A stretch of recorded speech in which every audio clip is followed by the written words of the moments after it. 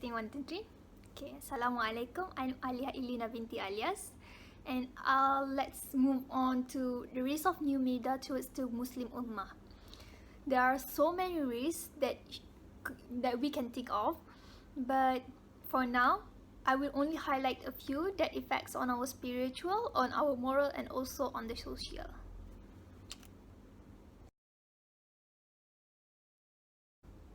The first risk is on our spirits. We may receive information such as the Prophet's Sirah, the Sahabat's biography, and also hadiths that are being spread around new media. However, since everyone can write whatever they please, we have no idea the degree of authenticness of this information. If the information are true, then there will be no problem. But what if it is false? It can seriously affect the knowledge that we have on our religion. So you see why these people are spreading false information is because they find it interesting and also profitable to them.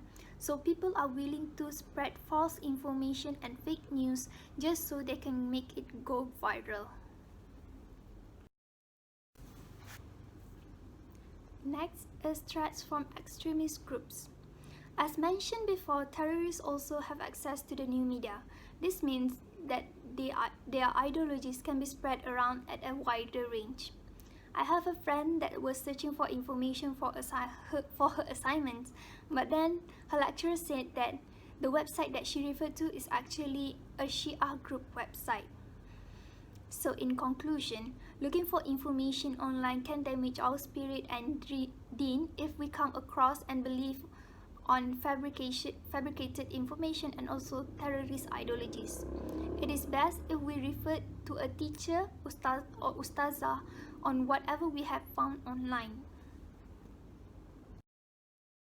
Let's move on to the risk of new media towards our morals. In new media, there are so many harmful content that can influence on our behavior. As mentioned before, people can write, share and post whatever they please. And some people use this as a license to be mean and hurtful to others. And these people, when confronted with it, they will only brush it off as a joke. In actuality, there's a fine line between cyberbullying and joking around. Continuously being hurtful and posting out mean statements, especially in social media with others supporting your statements, is an act of cyberbullying. This can also have a butterfly effect on the victims. Because people are always pointing out their flaws, they are afraid of what they are going to post up online. This reduces their self-esteem and can affect on their mental health. Moving on to pornography, you see the audience for pornography has also expanded. So it's not limited towards adults, but also towards kids and teenagers. They can access it easily online. So once they can access it, they might be addicted to it. And addiction of pornography can lead to sexual tendencies such as masturbation, premarital sex, or even rape. Lastly, risk of new media towards our social life. We are already aware how social media and the new media and the media itself can destroy our interpersonal relationship.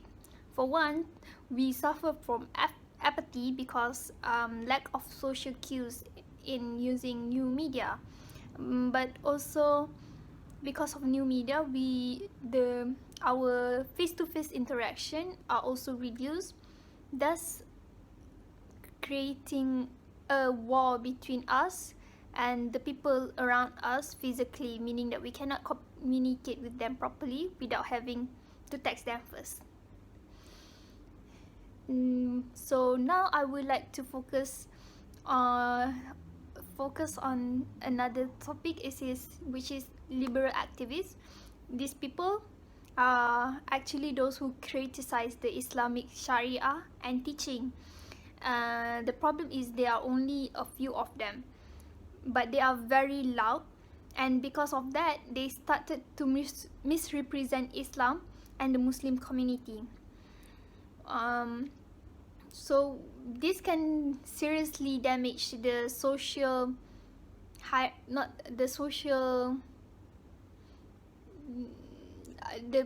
social representation of the Muslim community, the Ummah. So I'll give you, for example, is the hijabi who took off her hijab because she saw it as a sign of oppression, just because her upbringing, her family had forced her into wearing it.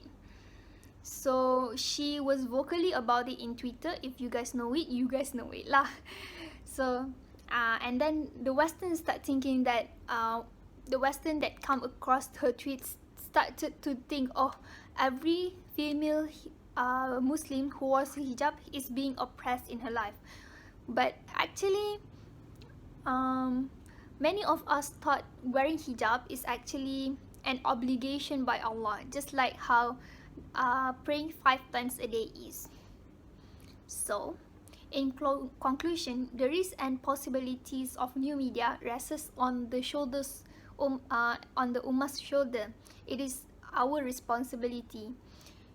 While the Western media can manipulate whatever information that they wish to show, we can also use this as an opportunity to show them the truth about the Ummah.